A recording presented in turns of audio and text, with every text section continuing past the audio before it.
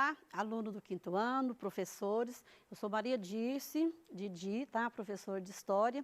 E hoje a gente está aqui novamente para mais uma aula, dando continuidade ao nosso tema de cidadania, só que hoje a gente vai estar vendo o histórico da Constituição e qual o papel, né, da cidadania dentro dessas constituições que foram feitas aqui no Brasil.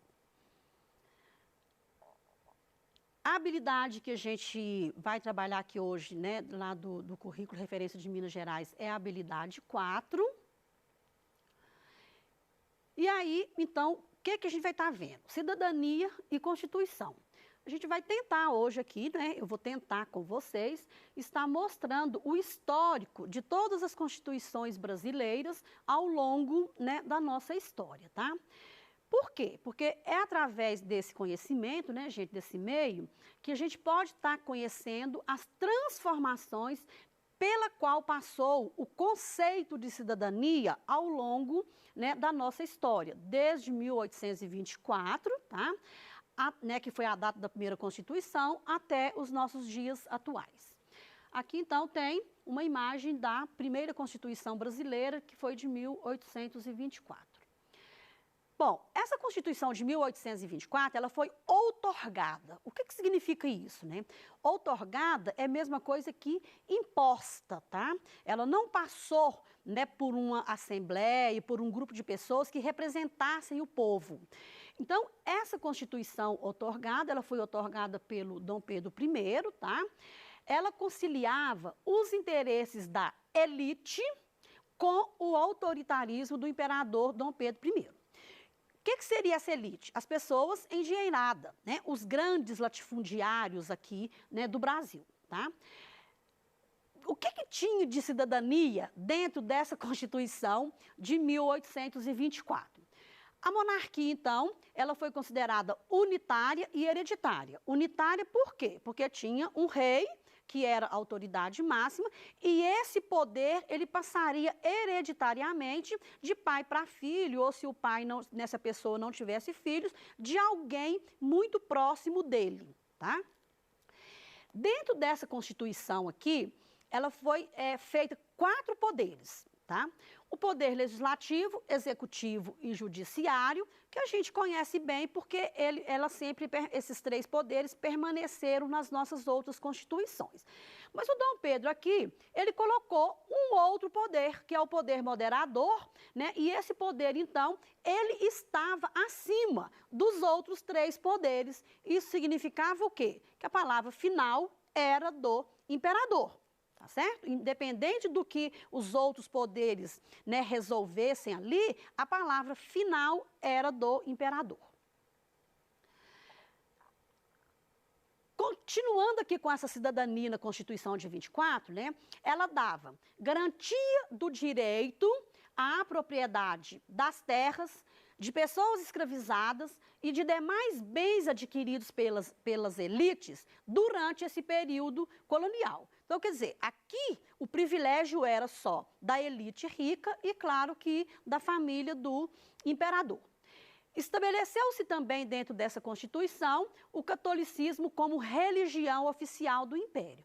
Mas aí, então, essa religião, ela era, né, igreja e religião, era ligada. Então, normalmente, ela precisava do imperador para dar a palavra final em cima de todas as decisões da igreja. O voto aqui era indireto e censitário. Indireto significa o quê? Né? Que não são as pessoas que vão votar democraticamente, mas um grupo de pessoas vota, por exemplo, no presidente, não é isso? E esse presidente, então, ele é como se ele não me representasse, porque eu, enquanto população, eu não fiz parte dessa escolha. E censitário significa o quê? Que eu deveria ter uma renda anual para eu poder estar participando. E claro que era uma renda bastante elevada, tá, gente? Que não era qualquer pessoa que poderia estar participando desses pleitos eleitorais. Aqui tem uma imagem muito bacana, né, que uma repórter pergunta para o Dom Pedro, né? A Constituição é para todos, majestade, né? Aí ele fala, quase todos, mas eu estou acima dela, que seria o quê? O poder moderador.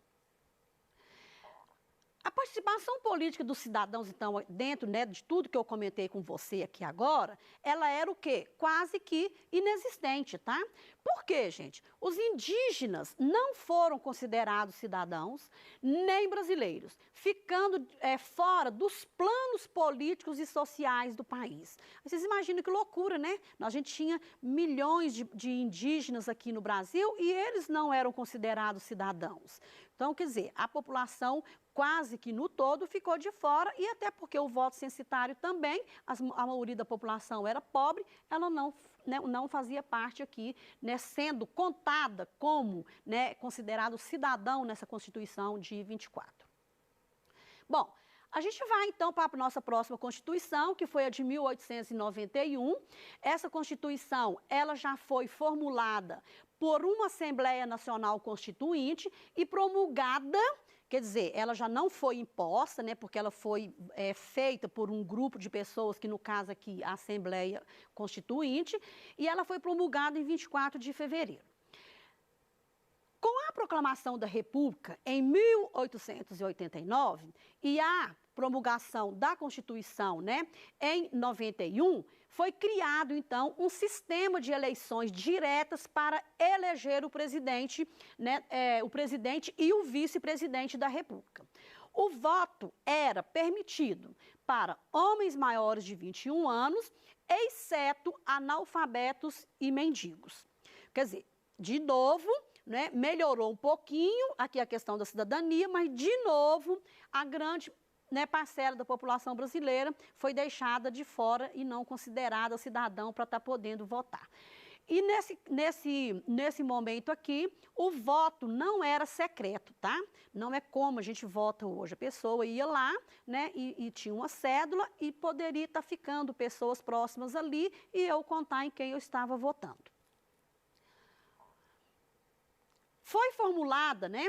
Aí já a Constituição de 1934 foi formulado por uma nova Assembleia Constituinte e também foi promulgada, não é isso?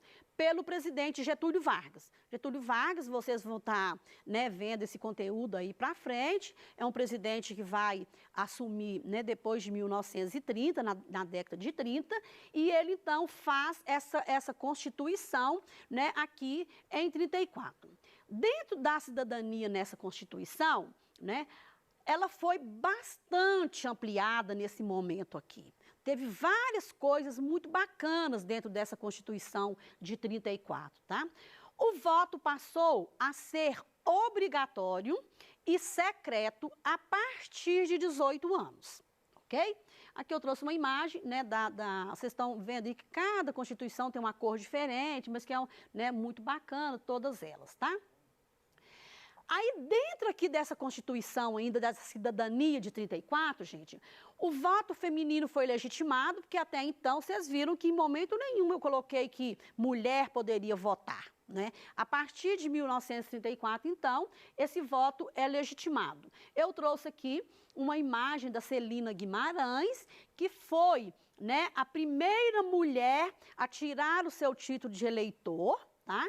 E conseguir votar, né, votar aqui no Brasil, tá? Essa mulher, né, essa Celina, ela é lá de Mossoró, tá certo? E ela conseguiu fazer isso, né, em 1928, que ela conseguiu tirar o título de eleitor, mas votar mesmo, ela só conseguiu votar, né, quando foi permitido nessa Constituição.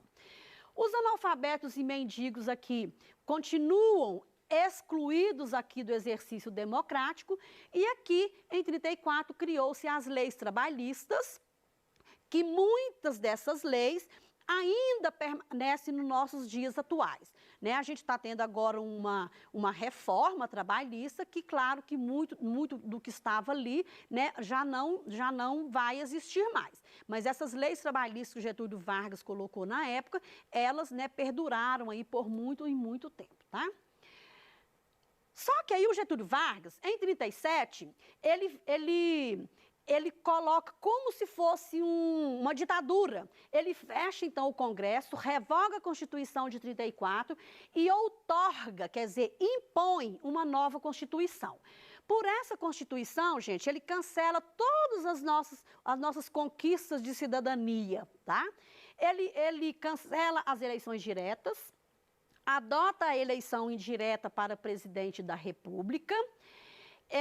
Os vários direitos dos cidadãos aqui foram anulados. Eu citei, né, alguns aqui, que foi a liberdade partidária, você não podia estar mais fazendo partidos políticos no Brasil, e a liberdade de imprensa, tá, que também foi cortada nessa época aqui. E foram instituídos, né, a prisão e o exílio para os opositores do governo.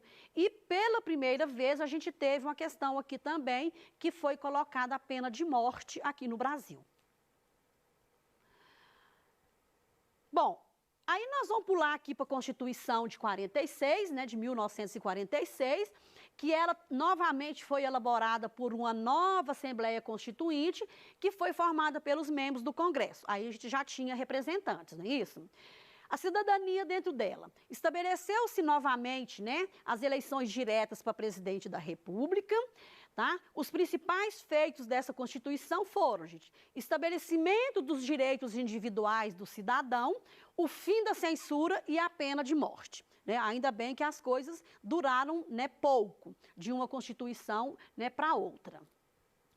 Aí a gente vem aqui para a Constituição, gente, de 1967. Lembrando que, em 64, né, os militares tomaram o governo aqui, né, no Brasil, tá? Eles tomaram o poder, né, aqui no Brasil, e somente 3 anos depois é que eles vieram, né, a fazer, né, a propor uma nova Constituição aqui, e essa Constituição foi aprovada pelo Congresso. Qual que foi a cidadania, né, dentro dessa Constituição de 1967, lembrando que a gente estava num regime, né, de autoritarismo, num regime militar, tá? O voto para presidente voltou a ser indireto, né, com poucas pessoas ali escolhendo esse presidente da República. Os nossos direitos civis e políticos foram todos suspensos. Os meios de comunicação foram censurados e as reuniões políticas foram proibidas. Então, vocês veem que aqui, de fato, né, essa Constituição de 67, ela tira quase que todas as conquistas, né, que a gente tinha conquistado aí nas nossas constituições anteriores. Aqui também uma gravura, uma imagem, né, da Constituição de 67. Bom, aí a gente chega na nossa Constituição, que está em vigor, que a gente fala que é uma Constituição cidadã, que é a nossa Constituição de 1988, né? Aí, então, o governo militar, tá certo? Ele chega ao fim, né, aqui no Brasil, em 84, aí eles vão, então, começar a trabalhar numa nova Constituição, para que seja uma Constituição democrática, que atenda a todos, tá? Aí, com o fim do governo, então, essa Constituição, ela foi elaborada por uma Assembleia Constituinte, né? Bom, o que, então, que está dentro dessa nossa Constituição de 1988? Ela trouxe, né, uma série de mudanças, tá? Como o direito de voto a todos os cidadãos maiores de 16 anos e menores que 70, porque aí quem quiser votar acima de 70 tem todo o direito de votar, tá? Mas só que ele não tem o quê? A obrigatoriedade de estar fazendo isso, tá? E os de 16 a 18, mesma coisa. Eu tenho o direito de votar, mas eu não tenho aquela obrigatoriedade de estar indo lá votar. Promulgou medidas como o fim da censura, né? A criação de leis de proteção ambiental e trabalhista, tá? Tudo isso, né, dentro dessa Constituição que foi dada à nossa Constituição, né, cidadã. Bom, entre os objetivos, né, estão o de promover o bem de todos sem preconceito de origem, de raça, de cor, de sexo, tá? E quaisquer outras formas, né, de discriminação que possam, né, existir, tá? Essa Constituição, então, mais uma vez eu repito, né, porque eu acho que a gente tem que falar toda hora disso mesmo, ela foi considerada, então, a Constituição cidadã, por quê? Porque ela promoveu reformas que ampliaram os nossos direitos, né, políticos e civis. Entre os principais direitos garantidos nessa Constituição estão a liberdade de pensamento e expressão, o acesso à saúde pública de qualidade por meio do Sistema Único de Saúde, que é o SUS, direito de defesa do consumidor, o acesso à cultura e a proteção dos bens culturais do país. A gente sabe que tem coisas aqui que às vezes a gente não tem um acesso muito direto, né, gente? Porque a gente sabe que tem umas defasagens aí na Constituição por causa de questão de políticas públicas, mas que está garantido lá na Constituição, está. Uma outra conquista seria a conquista de direitos trabalhistas, como a licença maternidade de 120 dias, o seguro-desemprego e a redução de jornada do trabalho para 44 horas semanais, tá? Isso daqui, o que eu entendo, ainda continua, né, em vigor até os nossos dias atuais. Não sei se vai ter algumas mudanças agora nessa reforma, tá? Um outro princípio, né, de direito aqui garantido nessa Constituição, gente, foi a igualdade racial por meio de programas afirmativos, não é isso? Para as populações afrodescendentes, indígenas, quilombolas, ciganas e de comunidades tradicionais. Eu dou um exemplo, por exemplo, das raizeiras, né, e tem outras comunidades aqui, os ribeirinhos, não é isso? No Brasil, né, que estão garantidos aqui com esses programas afirmativos, mas deixando claro que às vezes nem sempre é como precisaria de ser, tá? O racismo, né, gente, passou com essa Constituição a ser considerado crime inafiançável, tá? Se eu sou preconceituosa, eu posso ir presa, eu não tenho como pagar para estar saindo, eu vou continuar presa ali por esse crime. O respeito e proteção dos povos indígenas e quilombolas e o direito das terras tradicionalmente ocupadas por esses povos e a igualdade entre homens e mulheres, que a gente sabe que está chegando próximo, né? Mas ainda falta muito, né, para nós mulheres conquistarmos o que realmente a gente precisa. Trouxe duas imagens aqui bem bacaninhas da FUNAI, que é uma proteção dos indígenas, etc. Concluindo, então, com vocês, gente, né, eu trouxe aqui uma imagem que eu achei muito interessante e chamativa, né, que é a Constituição, né, de uma mulher, né, muito bacana, sabe, assim, né, ela pintada em defesa, né, de algum movimento, que a Constituição de 1988, ela foi, sim, né, um avanço nos direitos das mulheres. Pelo menos a gente tem a garantia de que está posto lá na Constituição o que são os nossos direitos e até a gente pode ir, que seria buscar essa igualdade aí, né, entre os homens e mulheres de fato, e quando eu falo isso é em todos os sentidos, de trabalho, né, de igualdade doméstica, né, esse tipo de coisa, tá? Mas, apesar de tanto avanço, né, que a gente teve aí nessa Constituição de 88, ainda há muito a ser feito, tá? É preciso, então, e eu peço que você, aluno, né, que você, professor, trabalhe mais e procure conhecer de fato a Constituição para que possamos, nós todos, né, agir de acordo com os nossos deveres, mas que a gente possa cobrar dos nossos, né, governantes, das nossas autoridades, os nossos direitos que estão postos aí na Constituição de 88. A nossa aula, então, terminou. Espero que a gente encontre em breve. E eu trouxe aqui, né, uma frase do Nelson Mandela, que é: a educação é a arma mais poderosa que você pode usar para mudar o mundo. Então, estude e em cima dessa frase, tente mudar o mundo, né, conscientizando da importância da Constituição nas nossas vidas do dia a dia. Até breve, um grande abraço.